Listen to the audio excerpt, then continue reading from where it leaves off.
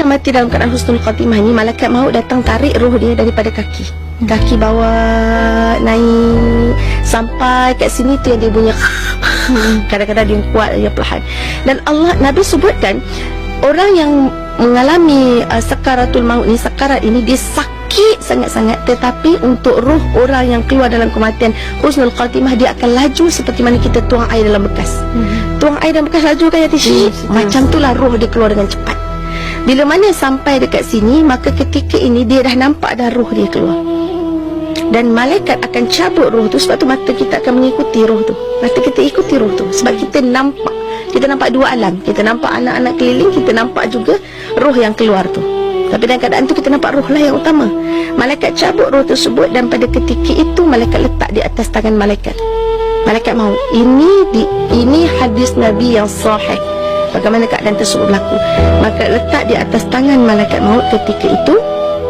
Dan sebab itu juga kita disunahkan untuk banyak-banyak ziarah orang yang sedang nazak, supaya kita tahu ketika itu macam mana keadaan kita akan hadapi nanti. Ketika roh berada di tangan ni, kita akan tengok, ketika roh nak sampai ni, kita akan tengok muka malaikat maut. Malaikat maut akan datang depan kita seketul seperti satu jasad. Dan ia benar. Kalau kita duduk kat belakang, orang ada lalu belakang pun kita dah rasa macam siapa ni, kita pun dah rasa semacam ini kan satu malaikat jasad datang depan kita, bagi tahu yang dia nak ambil nyawa kita atas perintah Allah. Macam mana keadaan kita, tubuh kita ketika itu. Itulah kali pertama dibukakan alam ghaib untuk kita. Itulah kali pertama dibukakan wajah malaikat maut untuk kita. Itulah kali pertama kita dapat melihat roh kita sendiri. Maka ketika malaikat maut datang, kita boleh bayangkan ya tuan-tuan puan-puan, macam mana badan kita waktu tu bila malaikat nak ambil roh dia, nak ambil roh kita dan letak dekat tangan dia. Kita tengok roh kita, kita kata inilah roh kita. Inilah roh kita yang selama ni kita tak pernah tengok roh tu macam mana, kan? Dan akan datang malaikat-malaikat rahmat turun bersama-sama dengan kita. Turun, nak angkat, nak raikan roh kita ni, nak mandikan roh kita, nak kafankan roh kita, nak wangi-wangiankan roh kita. Macam mana hanya Allah saja yang tahu. Malaikat rahmat akan turun penuh berduyun. Dan ketika itu bila Nabi ceritakan pasal malaikat rahmat, Nabi katakan wajah malaikat rahmat ini sangat bercahaya-cahaya seperti mana bulan terang benderang. Itulah tandanya kematian husnul khatimah. Tetapi bila datang malaikat azab berduyun-duyun dan wajah mereka ini hitam pekat, ketahuilah bahawa kematian itu kematian su'ul khatimah, kematian yang sangat buruk dan celaka. Jadi pada ketika itu kita dah sebenarnya tahu antara tempat kita di syurga atau di neraka, walaupun kita akan melalui banyak proses lagi.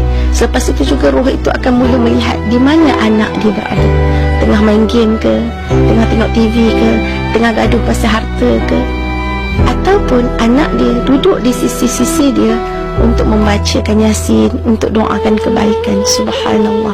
Jadi apa pesanan Ustazah pada ketika kita nampak keadaan itu sebenarnya dah tak berguna dah, kan dah tak boleh patah balik dah, pintu taubat pun dah tertutup, dah nampak roh kita sendiri dah pun.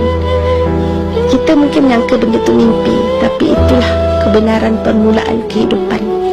Jadi bagaimana kita nak hadapi keadaan kematian yang Ustazah masih bercakap di sini belum mati, orang lain yang masih mendengar belum mati, orang lain dah pergi dah rasa dah kematian tu macam mana. Jadi bersedia mulai hari ini, ubah planning hidup kita. Kalau selama ni gaduh, berbaloi ke bergaduh besar untuk duduk simpan dalam neraka? Berbaloi ke untuk ucap benda-benda kotor, pukul isteri tengking suami, anak biadab dengan mak ayah, zakat kedekut nak keluar untuk kita dibakar dalam api neraka? Belum cakap pasal bakar, baru nak ambil nyawa pun dalam keadaan azab. Sangat tak berlalu, kan? Jadi mulai hari ini azam untuk jadi orang baik, orang saleh. Saya bukan orang baik, tapi saya nak jadi lebih baik di sisi Allah. Bantu saya, Allah bantu saya, bantu saya. Bila kita mula minta bantuan dengan Allah, Allah ya Fatah, Allah ya Fatah, Allah ya Fatah, Allah buka jalan, Allah buka jalan, Allah buka jalan, Allah akan beri kita bantuan insya-Allah.